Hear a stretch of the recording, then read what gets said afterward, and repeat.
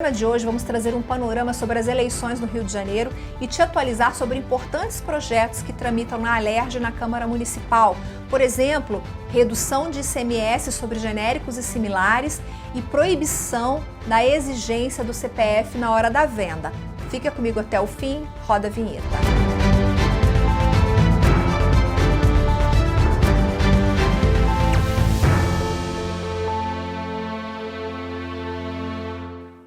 Olá, seja bem-vindo ao canal das Coferd no YouTube. Está começando mais um Bula Legal, um programa que todo mês te atualiza sobre os projetos de lei que tramitam no Congresso Nacional, na Alerj, na Câmara Municipal. Então, para você não perder nenhum vídeo, se inscreve agora no canal para não esquecer e do lado ative o sininho das notificações.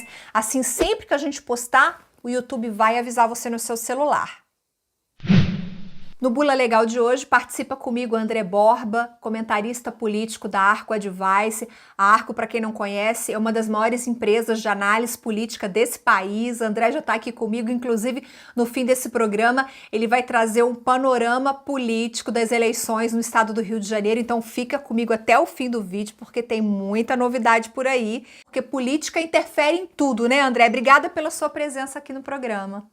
Imagina, eu que agradeço. Eu acho que a política, independente de como mudar, é necessária. Então, vamos aqui debater um pouco. Bom, André, a gente tem hoje, vamos falar de Alerj, vamos começar falando de Alerj. A gente tem hoje na Alerj tramitando 2 projetos sobre MIPs, né, medicamentos isentos de prescrição. E um deles, na verdade são 2 projetos, porém eles são diferentes. Um proíbe a comercialização de MIPs em supermercados e o outro autoriza. O primeiro, o que proíbe, é do Márcio Pacheco, e o segundo, o que autoriza, é dos deputados Rodrigo Amorim e Alexandre Quinoploc. Não sei nem se eu pronunciei o nome dele corretamente, André, mas assim, o que eu queria saber de você é em que momento estão esses 2 projetos. Qual projeto está mais avançado? Qual projeto tem mais chance de passar? O que proíbe, o que autoriza? Atualiza a gente sobre isso. Bom, os 2 projetos, na verdade, eles estão em banho-maria, tá? O Márcio Pacheco, que era líder do governo, que é autor do projeto que proíbe a venda de MIP em supermercado, ele virou conselheiro do Tribunal de Contas do Estado, então ele deixou de ser deputado.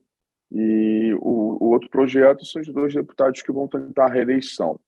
E acho que não vira uma bandeira muito específica deles, porque esse é um tema que está sendo discutido, inclusive recentemente teve uma discussão dentro do Congresso Nacional, tentaram aprovar um regime de urgência para votar o projeto, que não conseguiram, porque é uma coisa que não tem como você querer discutir de uma forma rápida algo que já vem sendo ventilado desde o governo Fernando Henrique Cardoso.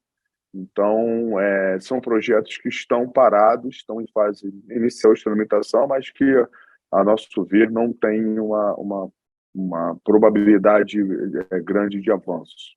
E se você quiser saber um pouco mais sobre como o projeto dos MIPs vem caminhando em Brasília, eu vou colocar aqui em cima o link para você do último Bula Legal que a gente fez. A gente teve a participação do Rafael Espinhel, da ABC Pharma. Ele vem acompanhando isso diretamente nesse programa, né, no programa anterior.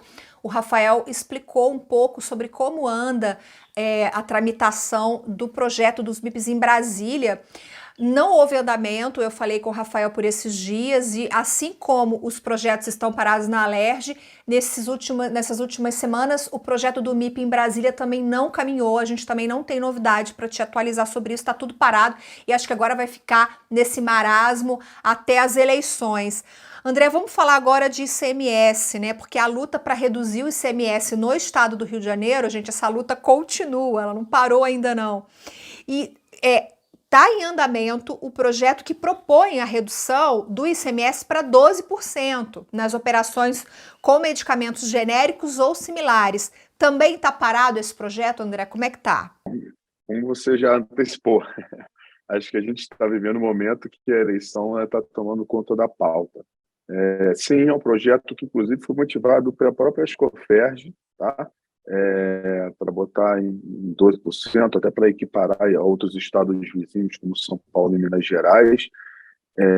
Foi um projeto de autoria do deputado Rosenberg Reis, mas realmente ele está em banho-maria, essa vai ser a expressão mais usada, mas realmente está parado, mas a gente pode pensar que pós-eleição ou início do ano que vem, porque depois da eleição também vem Copa do Mundo, vem Natal, vem um monte de coisa, a gente pode pensar que para o ano que vem esse é um tema que a gente teve recentemente um exemplo de redução de preço de combustível, ou a gente pode imaginar que medicamento também pode entrar na pauta. Então, mas por hora também é um tema que está parado. É um pleito antigo, porque hoje o medicamento paga uma carga tributária, tem uma carga tributária muito alta, então a redução do ICMS impactaria muito no preço do medicamento. No âmbito municipal agora, né, falando de Câmara Municipal do Rio de Janeiro, a gente teve o avanço de um projeto que foi citado aqui em outros programas, que é o projeto que proíbe os estabelecimentos comerciais, e aí a gente inclui farmácia e drogaria nisso, de exigir o CPF no ato da venda, né, para o consumidor. Isso é muito comum. Ah, qual o seu CPF? Seu CPF. Então, assim, o consumidor, se esse projeto for aprovado, o consumidor ele não é obrigado a fornecer o CPF. Esse projeto andou, André? Sim, andou. Inclusive, a tendência, você vê como é que a política é dinâmica, né? A tendência é que realmente ele não tivesse um andamento a curto prazo, mas teve. Ele foi aprovado no início do mês de agosto. Então, o prefeito, o Eduardo Paes, ele tem até o dia 5 de setembro para sancionar ou vetar esse projeto. A Escoferges teve uma atuação ativa, chegou enfim, a manifestar algumas contrariedades em relação ao projeto, mas ele foi aprovado e a gente tem que também levar em consideração que na Assembleia Legislativa tem um projeto da mesma natureza, mas que está em estágio inicial de tramitação. Então, esse projeto realmente ele teve essa aprovação e a gente tem que aguardar até o dia 5 de setembro, não sei quando que os nossos espectadores vão ver a nossa gravação, mas até lá talvez já tenha algum resultado em relação a isso. Bom, vamos falar agora de logística reversa de medicamentos. A gente sabe que já tem uma norma federal regulando a logística reversa de medicamentos, mas para estimular o avanço da logística reversa no país, né, no Rio de Janeiro, o vereador Átila Nunes ele propõe um estímulo da prefeitura à logística reversa de resíduos sólidos por meio da criação de unidades privadas de gerenciamento. Como se daria esse estímulo na prática, André? Como que funcionaria isso? Bom, o estímulo é via agência de fomento, que é uma agência criada existe no Estado, existe no município, existem algumas outras unidades federativas, onde o poder público ele incentiva financeiramente a iniciativa privada a fazer ações que possam ser boas para a política pública e esse vai ser o caso para a coleta de resíduos sólidos. Eu acho que isso é um projeto que é difícil, não é simples, mas o município, nesse caso, está oferecendo essa ajuda financeira, desde que, obviamente, obedeça alguns requisitos de favorecer cooperativas, catadores, mas esse dinheiro realmente vem dessa agência de fomento diretamente às empresas. Mas o projeto está parado, está andando, como que está no momento? O projeto ele está parado, ele foi apresentado há pouco tempo. É um projeto que, na verdade, é uma mensagem do que, obviamente, uma regra. Então, ele é um projeto mais autorizativo do que obrigatório. Então, é algo que mais estimula do que obriga.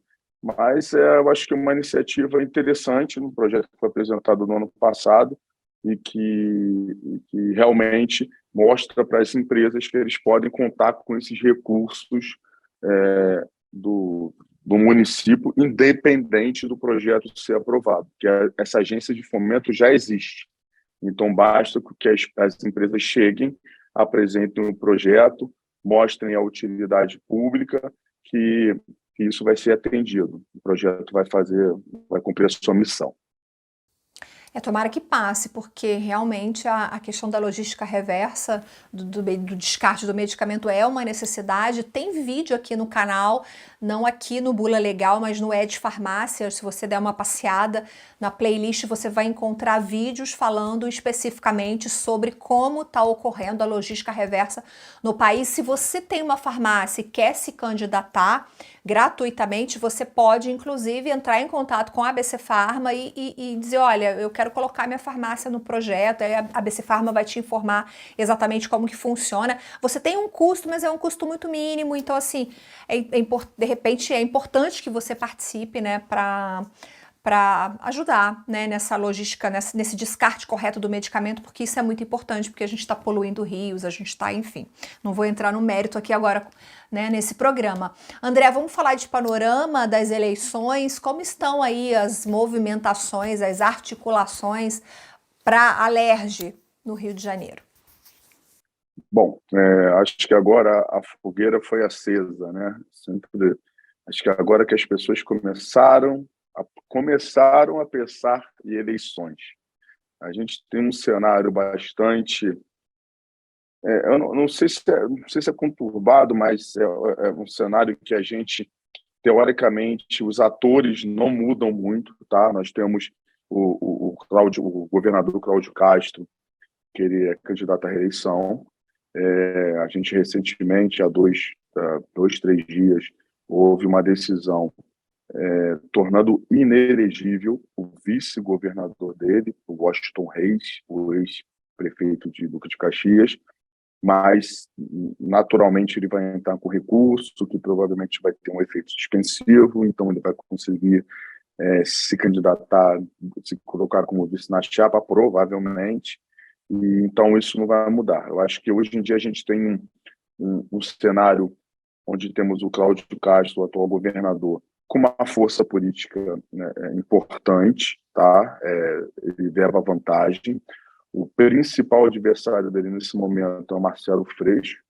O Marcelo Freixo, que é deputado federal e que está sendo responsável por tirar uma figura importante da Câmara Municipal, porque o César Maia, que é um vereador reconhecido, o ex-prefeito, ele é o candidato a vice do Marcelo Freixo.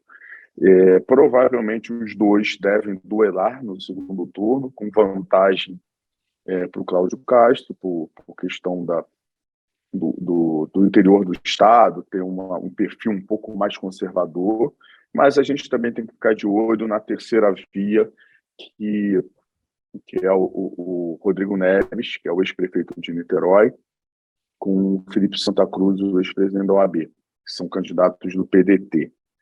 Na verdade, o PDT é o Rodrigo Neves e o Felipe Santa Cruz do PSD, com apoio do Eduardo Paes. E por que isso está afetando? Acho que está afetando principalmente no Senado. O Senado vai tirar, na disputa do Senado, a gente vai sair o presidente, vai sair o presidente da Assembleia Legislativa. O André Siciliano, ele vai ser candidato ao Senado pelo PT. Então, é uma figura importante, que em algum momento até seria um importante aliado da Escoférgia, porque ele estava querendo discutir a questão tributária, mas, obviamente, que na política ele colocou como candidato a deputado estadual o filho dele, e todos apelidos de Andrezinho. Então, mas a gente tem que levar em consideração que ele é uma figura importante da Assembleia Legislativa que vai sair para ser candidato ao Senado e provavelmente não vai ser eleito. Porque no Senado a gente tem umas candidaturas mais fortes, como o próprio Romário, que é o candidato à reeleição, e também tem o Molon, do PSB, que inclusive foi pivô de uma briga entre PSD e PT em termos de apoio, e também temos o Cabo Daciolo como forte, e temos figuras também como Clarissa Garotinho, mas que a gente acredita que não tem muito a densidade. Então, a gente tem o cenário do Rio de Janeiro de continuidade no Estado, tá? Uma outra figura importante que vai sair da Assembleia Legislativa, que é a enfermeira Rejane, que também sempre atuou nos projetos que interessavam a Escoférgia, ela é candidata a deputada federal.